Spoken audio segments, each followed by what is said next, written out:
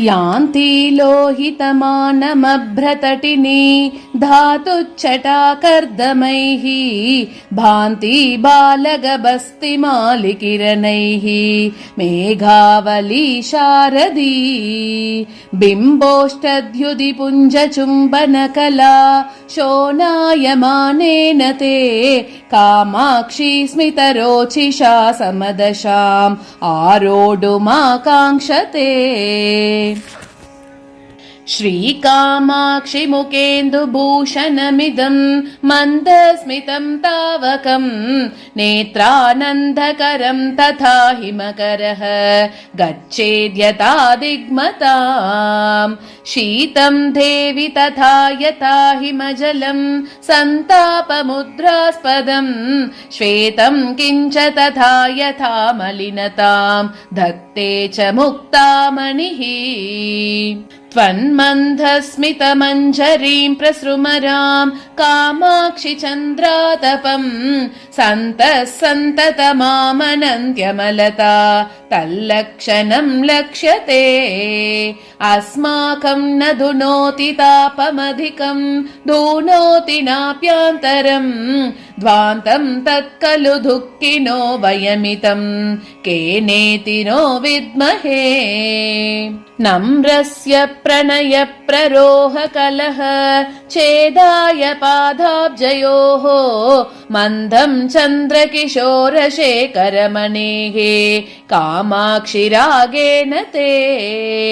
बन्धूकप्रसवश्रियं जितवतः बंहीयसीं तादृशीं बिम्बोष्टस्य रुचिं निरस्य हसित ज्योत्स्नावयस्यायते। मुक्तानां परिमोचनं विदधतः तत्प्रीति निष्पादिनी भूयो दूरत एव दूतमरुतः तत्पालनं तन्वती उद्भूतस्य जलान्तराधविरतं तद्धूरतां जग्मुषी कामाक्षी स्मितमञ्जरी तव कथं कम्बोस्तुलामश्नुते। श्रीकामाक्षि तव स्मितद्युतिजरी वैदग्ध्यलीलायितं पश्यन्तोऽपि निरन्तरं सुविमलं मान्या जगन्मण्डले लोकं हासयितुं किमर्थमनिशं प्राकाश्यमातन्वते मन्दाक्षं विरहय्य मङ्गलतरं मन्दारचन्द्रादयः। क्षीराब्धेरपि शैलराजतनये त्वन्मन्दहासस्य च श्रीकामाक्षि बलक्षिमोदयनिदेहे किञ्चिद्भिदां ब्रूमहे। एकस्मै पुरुषाय देवि सददौ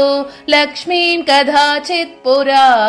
सर्वेभ्योऽपि ददाद्यसौ तु सततं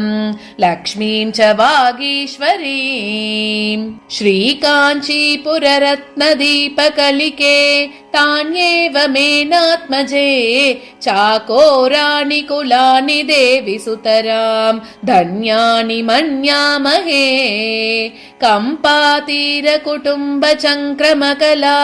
चुञ्चूनि चञ्चूपटैः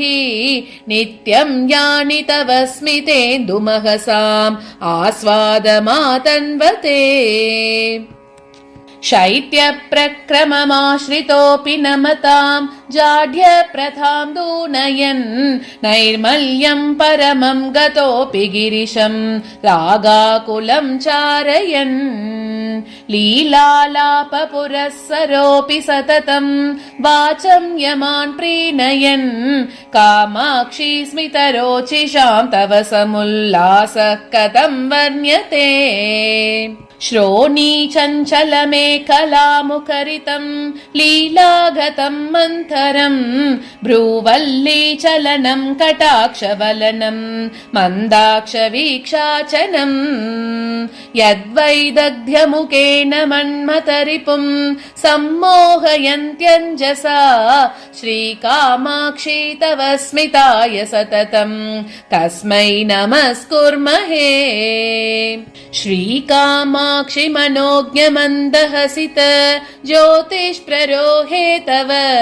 स्फीतश्वेतिम सार्वभौम सरणी प्रागल्भ्यमभ्येयुषी चन्द्रोऽयं युवराजतां कलयते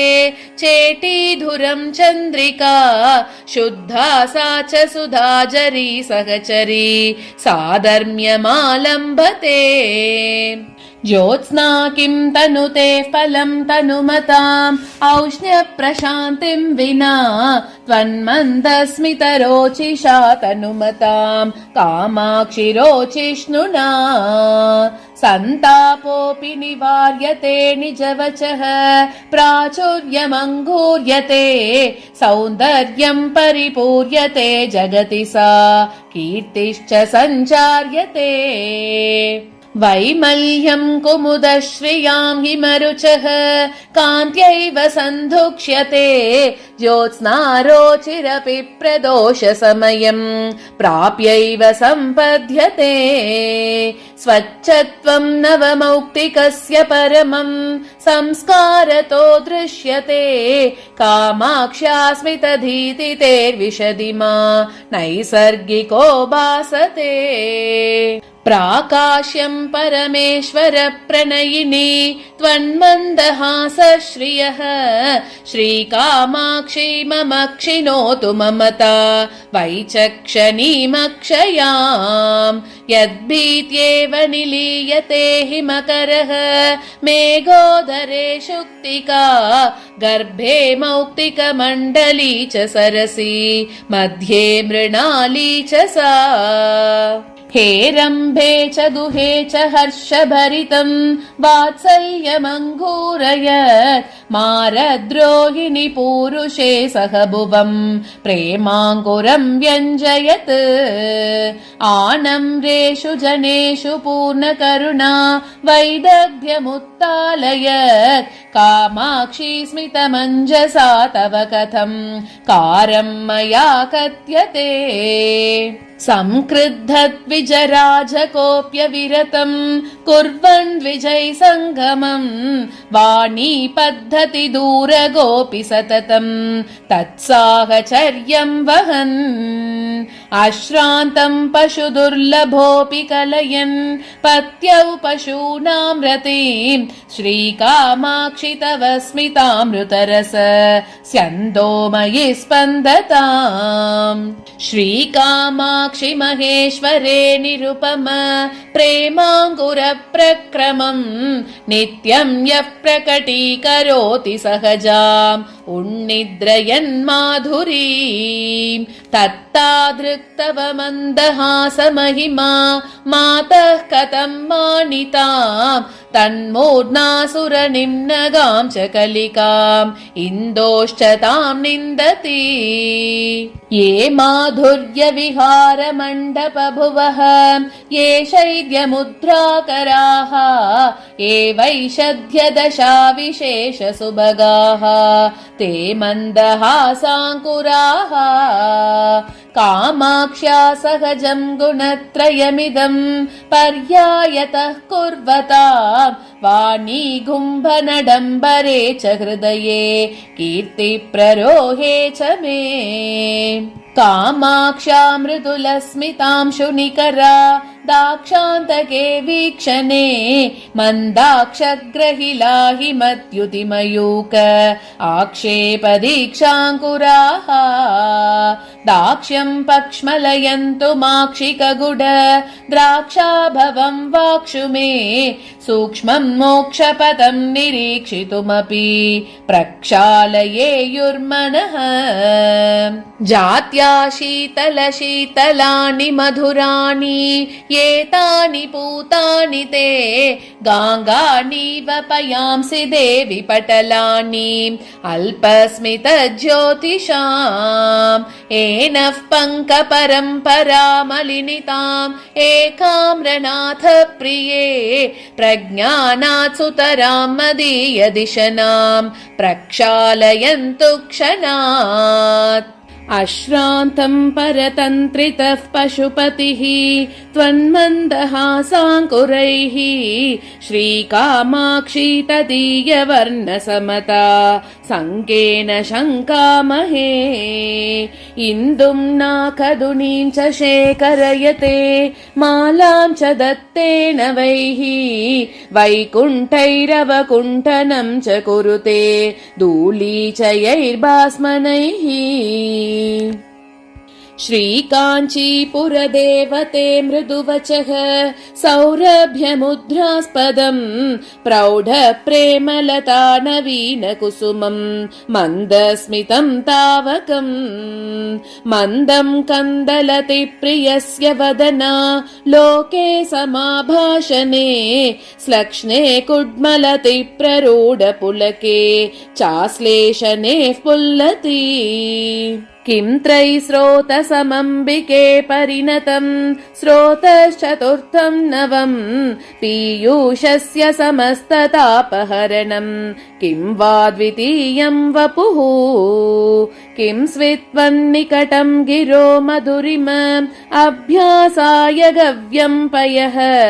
श्रीकाञ्चीपुरनायक प्रियतमे मन्दस्मितं तावकम् भूषा वक्त्रसरोरुहस्य सहजा वाचां सखी शाश्वती नीवी विभ्रमसन्ततेः पशुपतेः सौधीदृशां पारणा जीवातुर्मदनश्रियः शशिरुचेः उच्चाटनी देवता श्रीकामाक्षि गिरामभूमिमयते हासप्रभामञ्जरी सूतिश्वेतिमकन्दलस्य वसतिः शृङ्गारसारश्रियः पूर्तिः सूक्तिजरीरसस्य लहरी कारुण्यपातो निदेहे वाटिकाचन कौसुमी मधुरिम स्वाराज्यलक्ष्म्यास्तव श्रीकामाक्षि ममास्तु मङ्गलकरी हासप्रभा चातुरी जन्तूनां जनि दुःख मृत्युलहरी सन्तापनं कृन्ततः प्रौढानुग्रह पूर्ण शीतलरुचः नित्योदयं बिभ्रतः श्रीकामाक्षि विसृद्वरा इव करा हासाङ्कुरास्ते हठात् आलोकेन निहन्युरन्धतमस स्तोमस्य मे सन्ततिम् उत्तुङ्गस्तनमण्डलस्य विलसल् लावण्यलीला नटी रङ्गस्य स्फुटमूर्ध्वसी मणिमुहुः प्राकाश्यमभ्येयुषी श्रीकामाक्षि तव स्मितद्युतिततिः बिम्बोश्चकान्त्यङ्कुरैः चित्रां विद्रुममुद्रिकां वितनुते मौक्तीं वितानश्रियम् स्वाभाव्यात् तव वक्त्रमेव ललितं सन्तोषसम्पादनं शम्भो किं पुनरञ्जितस्मितरुचः पाण्डित्यपात्रीकृतम् अम्बोजं स्वतयेव सर्वजगतां चक्षुः प्रियं भावुकम् कामाक्षी स्फुरिते चरत्विकसिते गीतृग्विदं भ्राजते पुंभिर्निर्मलमानसैर्विदधते मैत्रीं दृढं निर्मलं लब्ध्वा कर्मलयं च निर्मलतमां कीर्तिं लभन्ते तरां सूक्तिं पक्ष्मलयन्ति निर्मलतमां यत्तावका सेवकाः तत्कामाक्षि तव स्मितस्य कलया नैर्मल्यसीमानि देहे आकर्षन्नयनानि नाकि सदसां शैत्येन संस्तम्भयन् इन्दुं किञ्च विमोहयन् पशुपतिं विश्वातिमुच्चाटयन् हिंसन् संस्मृतिडम्बरं तव शिवे हासाह्वयो मान्त्रिकः श्रीकामाक्षि मदीयमानसतमो विद्वेषणे चेष्टताम् क्षेपीयः क्षपयन्तु कल्मषभयानि अस्माकमल्पस्मित ज्योतिर्मण्डलचङ्क्रमास्तव शिवे कामाक्षिरोचिष्णवः पीडा कर्मट कर्म घर्म समय व्यापारतापानल श्रीपातानव हर्षवर्षन सुधा स्रोतस्विनीशीकराः श्रीकामाक्षि तव स्मितैन्धवमहः पूरे परिस्फूर्जति प्रौढां वारिधि चातुरीं कलयते भक्तात्मनां प्रातिभम् दौर्गत्य प्रसरास्तमः पटलिका साधर्म्यमाभिभ्रते सर्वं कैरव साहचर्य पदवी रीत्यां विदत्ते परम्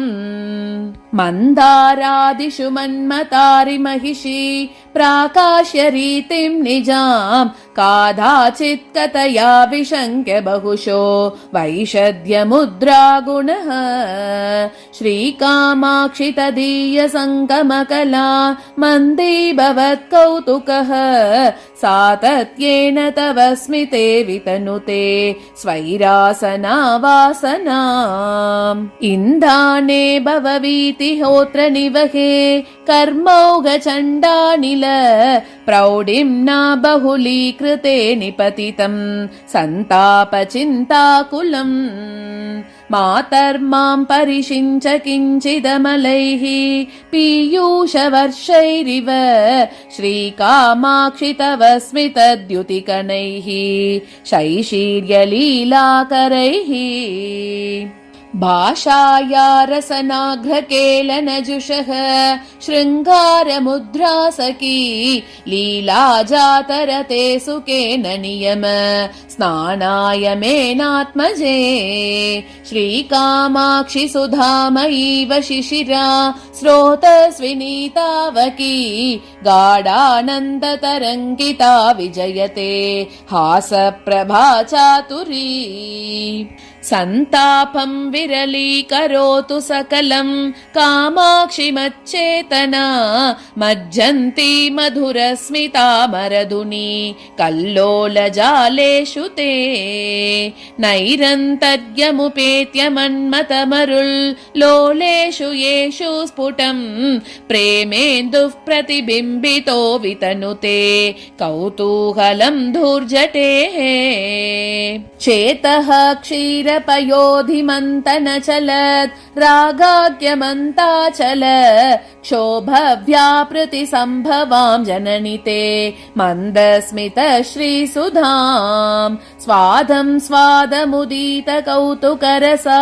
नेत्रत्रयी शाङ्करी श्रीकामाक्षि निरन्तरं परिणमति आनन्दवीचिमयी आलोके तव पञ्चसायकरिपोः उद्दाम कौतूहल प्रेङ्कन्मारुत घट्टन प्रचलितात् आनन्ददुग्धाम्बुदेः काचिद्वीचिरुदञ्चति प्रतिनवा संवित् प्ररोहात्मिका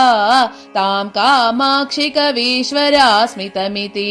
व्याकुर्वते सर्वदा सूक्तिशीलयते किमधृतनये मन्दस्मितात्ते मुहुः माधुर्यागम सम्प्रदायमथवा सूक्तेर्नु मन्दस्मितम् इत्थं कामपि गाहते मम मनः सन्देहमार्गभ्रमी श्रीकामाक्षि न पारमार्त्य सरणि स्फूर्तौ निदत्ते पदम् क्रीडालोल कृपा सरोरुहमुखी सौधाङ्गनेभ्यः कवि श्रेणी वाक्परिपाटिकामृतजरी सूती गृहेभ्यः शिवे